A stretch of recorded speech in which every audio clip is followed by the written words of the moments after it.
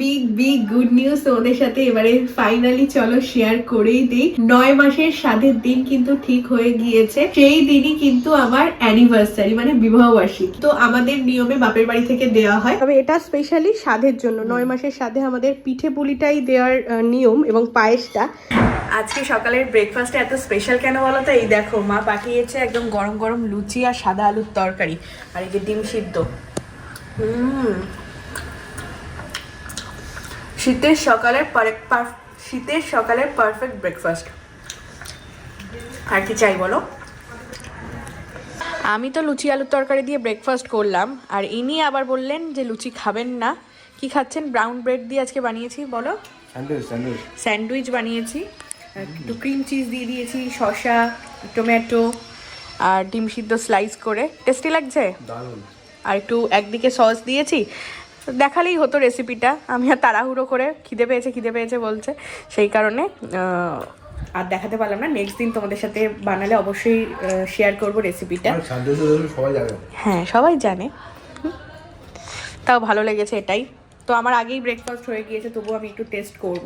তো চলো, তো big big big good news তোমাদের সাথে এবারে ফাইনালি চলো শেয়ার করেই দিই। তো 9 মাসের স্বাদের দিন কিন্তু ঠিক হয়ে গিয়েছে, আর বাংলা মাস ধরেই কিন্তু আমাদের স্বাদের দিনক্ষণটা ঠিক করা হয়েছিল। সেটা সেই পঞ্চামৃত মানে 5 মাসের স্বাদ থেকে শুরু করে 7 মাসের স্বাদ।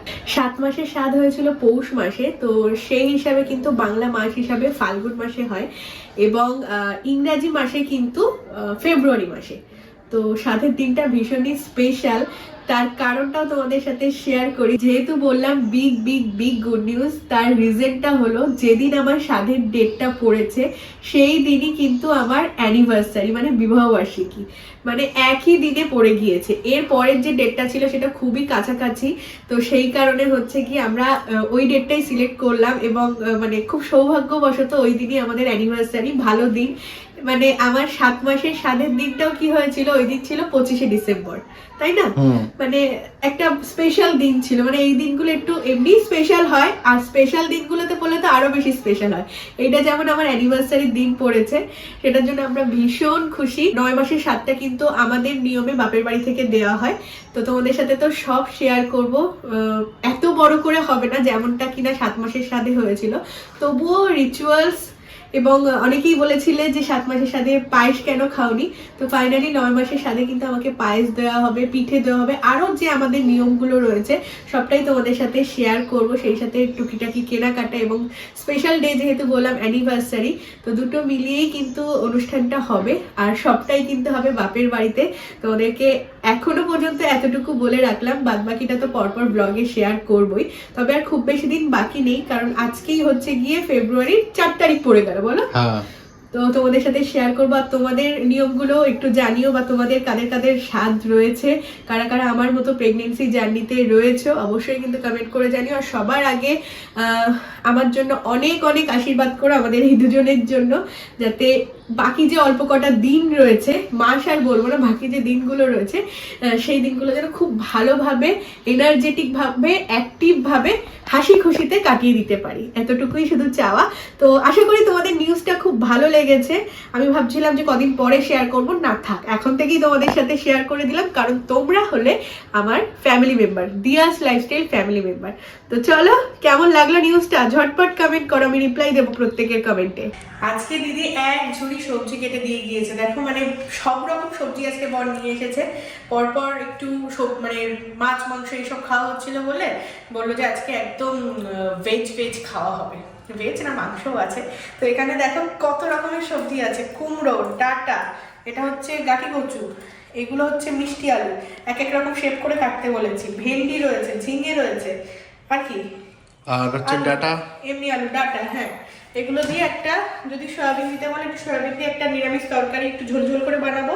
আর এখানে অল্প একটু চিকেন এনেছে, কারণ আমি নিরামিষ আমার ভালো লাগে না, একটু চিকেনটা সবজি দিয়ে করবো, এই গাজর, বিনস, আলু দিয়ে একটু করবো, একটু কাঁচকলা সেদ্ধ। আর এখানে চাল ভেজানো রয়েছে, আদা রসুন পেঁয়াজ লঙ্কা টমেটো সবকিছু কাটা রয়েছে। তো এই হচ্ছে গিয়ে আজকে রান্না বান্না হবে। রান্না করতে করতে সময় ওষুধ বলো খাবার বলো এটা খেতে হবে।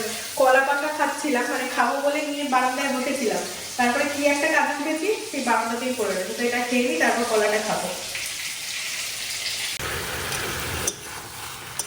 সবজিটার মধ্যে মশলা বলতে শুধুই হলুদ, লবণ আর একটু চিনি, ব্যাস। আর এই যে সয়াবিন কটাকে ভেজে রেখেছিলাম, তার মধ্যে আমি আর বর মিলেই 3-4টে আবার খেয়ে ফেলেছি। ভাতের জল বসিয়েছি, ওর মধ্যেই কাঁচকলা দিয়ে দিয়েছি, আর বাকি অর্ধেক কাঁচকলা এর মধ্যে দিয়েছি। বলছে এতটা নাকি খেতে পারবে না, আর আমি বেশি কাঁচকলা খাবো না, তাহলে পরে আবার কনস্টিপেশনের প্রবলেম হয়ে যাবে, তো সেই কারণে কাঁচকলা টলাগুলো একটু বেশি অ্যাভয়েড করি। তরকারির মধ্যে থাকলে অ্যাটলিস্ট ঠিক আছে খাওয়া, তাই বলে সিদ্ধ টিদ্ধগুলো অ্যাভয়েড করছি। বাহ, বিশাল কাজ করছে দেখো। কেন এটা করছে? কলিনটাকে শেষ করার জন্য। একটুখানি কলিন ছিল, ওই স্প্রে বোতলটা লাগবে এই ভেন্টিলেটারগুলোতে স্প্রে করার জন্য, তাই তো? জল ভরে মোটেও এমনি না, নতুন কলিন রয়েছে, তো এইটা শেষ করার জন্য হচ্ছে। ওই ঘরের ড্রেসিং টেবিল সব মোছা হয়ে গেছে। দরজা কেউ কলিন দিয়ে মোছে না, কাঠের দরজায় বন্ধুরা তেল দিয়ে এ করতে হয়, মুছতে হয়, তাহলে আরো গ্লেজ হয়। মানে শপিং করে এনেছি কবে, ওইভাবেই ব্যাগের মধ্যে ভর্তি ছিল। দুদিন রান্নাঘরে সেইভাবে আর প্রবেশ করা হয়নি, সেই জন্য রাখা হয়নি। তেলগুলো সব নিচে থাকে, খুব করে রাখি, বাচ্চাকে নিচে থাকে। সাবানগুলো আলাদা রাখতে হবে, মানে বাসন ঘরের সাবান। ছাতু কি পুড়িয়ে গিয়েছে একটা? হ্যাঁ, ছাতু শেষ। উপর দিকেই থাক। আর তেল নিয়েছিলাম রাইস ব্র্যান্ড, কাচ্চিমান মাস্টার্ড অয়েল 2 প্যাকেট, আর এই হচ্ছে মহাকোষের সয়াবিন অয়েল, টোটাল 4 লিটার তেল। কাজু কয়েকটা রয়েছে, আমার ছিলাম না, বিস্কিট কেক ভর্তি। এটা আমার এখানে নিয়ে যাওয়া এখন উচিত না, তুমি একটু রেখে দিও। এই বাকি মাল সামানগুলো ওইখানে রেখে দেবো, যখন নতুন লাগবে নিয়ে নেবে। আসো, বাটির টক দইগুলো খাচ্ছি, চিনি দিয়ে একটু বিট লবণ দিয়ে খেতে বেশি মজা লাগে, কিন্তু তাতে আর উপকারী থাকবে না চিনি যদি দিয়ে খাই, সেই জন্য এমনি নর্মালি খাচ্ছি। বানানো কমপ্লিট, ওইদিকে সবজিও কমপ্লিট হয়ে গিয়েছে। এখন ওই চিকেনটা হচ্ছে, দেখো চিকেনটা লুকটা কেমন এসছে।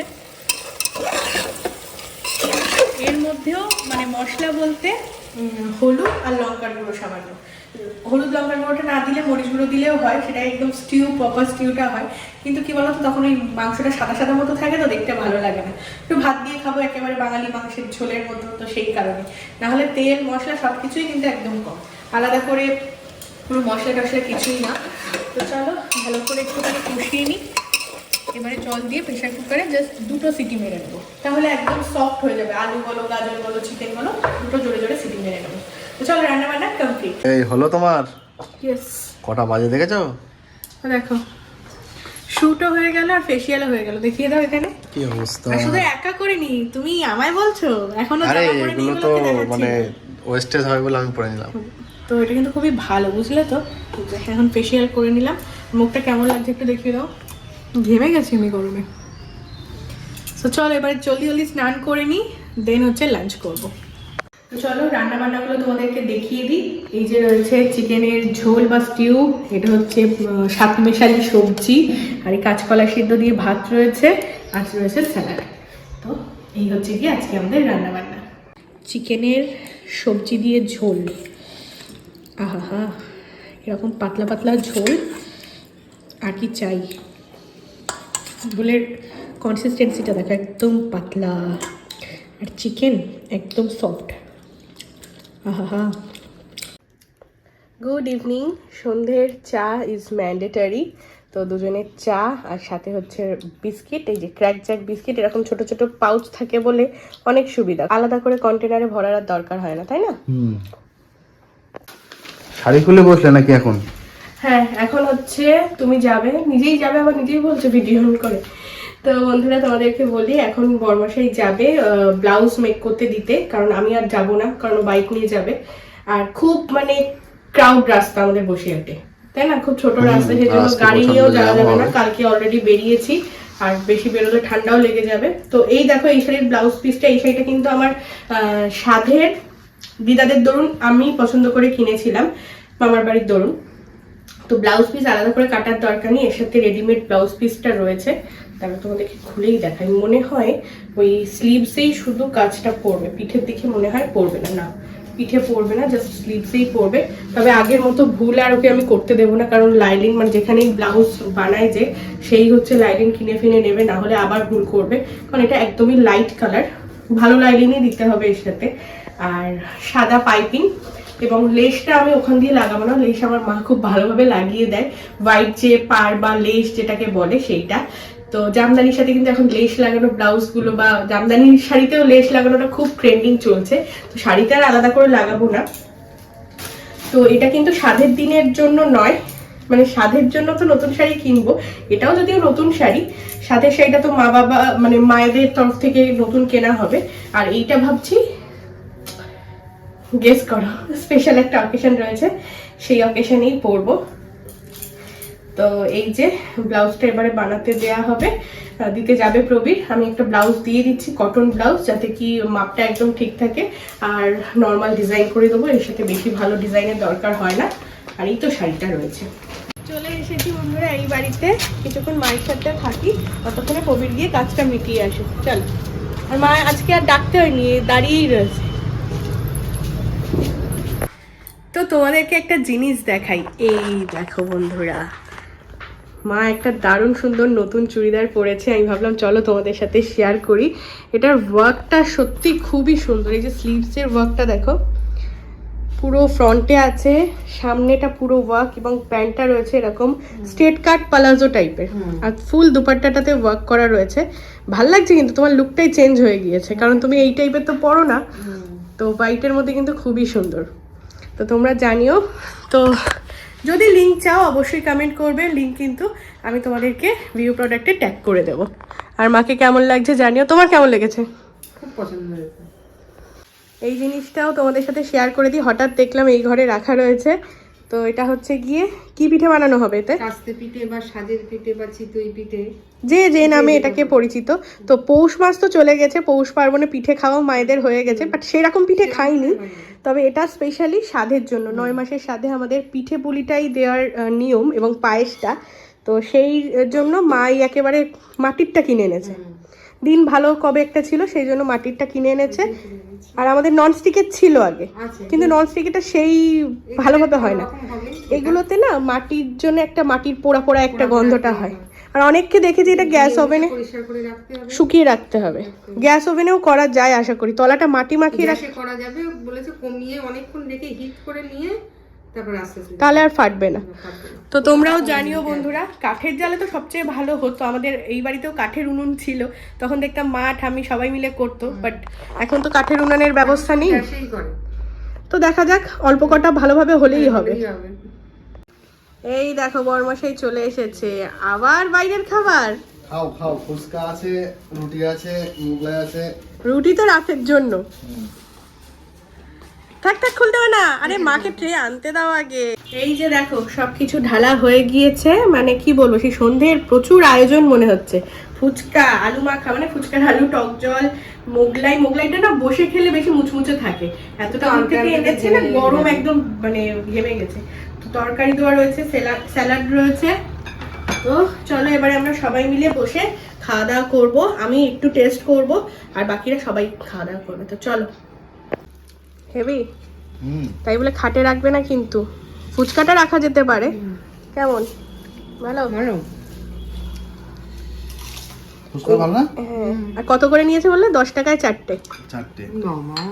তো তোমাদের ওখানে ফুচকা 10 টাকায় কটা করে দেয় অবশ্যই জানিও। বারাসাতের দিকেও দেখেছি 10 টাকায় 4টে এরকম দেয়, তবে আমাদের এখানে কিন্তু 10 টাকায় আবার 5টা 6টাও দেয়। আমাদের খোলা বোধ হয়, লোকালে দেয়। ভালো এটা, ধনে পাতা ফাতা দেওয়া রয়েছে।